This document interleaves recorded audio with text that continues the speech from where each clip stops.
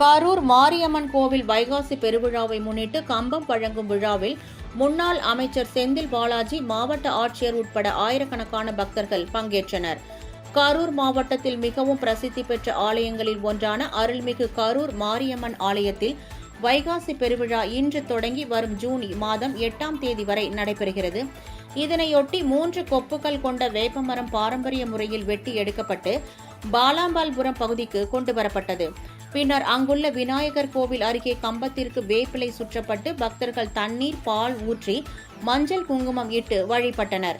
இந்நிகழ்ச்சியில் கரூர் சட்டமன்ற உறுப்பினரும் முன்னாள் அமைச்சருமான செந்தில் பாலாஜி, மாவட்ட ஆட்சியர் தங்கவேல் உள்ளிட்டோர் கலந்து கொண்டு சுவாமி தரிசனம் செய்தனர். இதனைத் தொடர்ந்து மாரியம்மன் கோவிலுக்கு கம்பம் எடுத்துச் செல்லும் நிகழ்வு தொடங்கியது.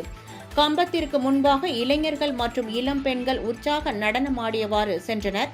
ஜவஹர் பஜார் கடைவீதி வழியாக கரூர் மாரியம்மன் கோவிலுக்கு கம்பம் கொண்டு செல்லப்பட்டு கோவில் பரம்பரை அறங்காவலரிடம் ஒப்படைக்கப்பட்டது.